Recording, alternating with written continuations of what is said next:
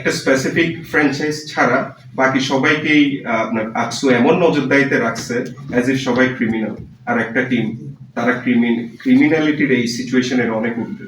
This is very frustrating. যখন anti corruption থেকে লোকজন আসলো, যদিও এটা বেশ ফর্মাল ছিল, আমার কাছে ফার্স্টে ওনারা মেসেজ দিয়েছে যে অ্যান্টি কারাপশনে ওনারা আমার সাথে বসতে চাচ্ছে। তা আমি তাড়াহুড়া করে আসলাম, এসে ওনাদের সাথে বেশ কিছু কনভারসেশন করলাম, বিভিন্ন কোয়েশ্চেন করেছে, আমি আনসারও দিয়েছি। তো আপনি অ্যান্টি কারাপশনের প্রত্যেকটি ইন্ডিভিজুয়াল থেকে জিজ্ঞেস করলে দেখতে পারবেন যে আমি ওনাদেরকে যে পরিমাণ সাপোর্ট দিয়েছি সেই পরিমাণ সাপোর্ট সেকেন্ড কোনো পার্সন পুরো ফ্র্যাঞ্চাইজ লিগে দিতে পারে না, এটা আমি কনফিডেন্টলি বলতে পারি। কারণ ওনারা যখন আমার মোবাইল চেক করছিল তখন আমি ওনাদেরকে কোড দিয়ে দিয়েছি। পরে একজন অ্যান্টি কারাপশনে একজন বলতেছে আপনার মোবাইল চেক করা, আপনার মোবাইল আমরা আরো ইনডেপথ রিসার্চ করা দরকার আছে। তো আমি ওনাদেরকে আমার ফেস লক আনলক করে দিলাম। আমার ফোন যেখানে, এখানে তো আমি তো আর শুধু বিপিএল করি না, বিপিএল এর বাইরেও আমাদের বিজনেস আছে, কক্সবাজারে বিজনেস আছে, চিটং এ বিজনেস আছে। তো সামহাউ আমি তো মাল্টিপল বিষয় নিয়ে ইনভলভ, বাট স্টিল ওনারা যখন আমাকে বলেছে আপ টু 72 আওয়ার্স ওনাদের মোবাইলটা লাগবে, আমি আমার ফেস লক আনলক করে কোড চেঞ্জ করার চেষ্টা করছি। দেখে আপনার আইফোনে বলছিল যে 1 ঘন্টা ওয়েট করতে হবে। তো পরবর্তীতে আমি ওনাদেরকে বললাম কোনো অসুবিধা নাই, আমার ব্যাংকের ডিটেলস নেন, কার্ডের ডিটেলস নেন, do whatever you want, we are strict with the integrated system and we are always available for them.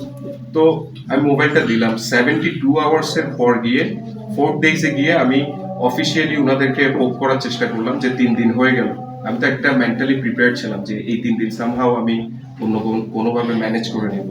3 দিনের পরে গিয়ে আজকে 5ম দিন যাচ্ছে, স্টিল নাও আমার মোবাইলের কোনো খোঁজ নাই।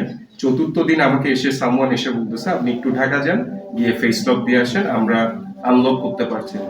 আমি বললাম এটা কি কথা বললেন আপনারা, এই 3 দিন আপনারা তাহলে আমার মোবাইলটা রেখে দিলেন কি জন্য? 4র্থ দিনে আপনি আমাকে বলতেছেন আপনি ঢাকা গিয়ে আমি ফেস আনলক করে দিব।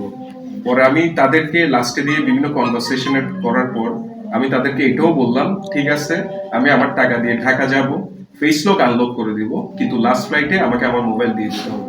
বলছে না আমাদের মিনিমাম 2 দিন টাইম লাগবে। আমি বললাম যে সরি আমি আর আপনাদেরকে টাইম দিতে পারবো না।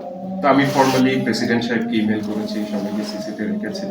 পরবর্তীতে ওই ফর্মাল ইমেলটা সামহাউ লিক হয়ে হয়তো নিউজে আসছে যে আমার মোবাইল নিয়ে নিছে এটা সেটা, বাট ওয়ার্ডিংটা একটু বেশি সেন্সিটিভ ছিল, বাট স্টিল আমার এটা নিয়ে কোনো আপত্তি নাই।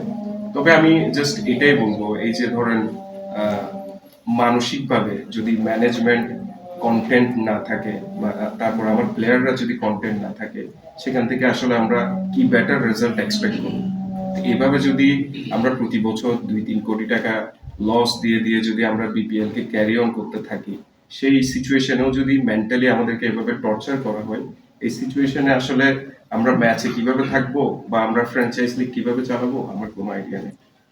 বুঝছেন, যেমন ধরেন গতকাল ফেসবুকে ধরেন আমাকে নিয়ে পোস্ট হলো, মানুষজন বিভিন্ন রকম কমেন্ট, এটা তো আমাকে সাইকোলজিক্যালি এফেক্ট করে, তাই না? এটা আমার ক্যারিয়ারের জন্য তো বিপজ্জনক। আমি বিজনেস করলে মানুষজন তো আমাকে সেম কথাই বলবে। প্রায় 30টার উপর ফোন হচ্ছে আপনার অ্যান্টি কারাপশনের ওনারা নিয়ে নিয়েছে।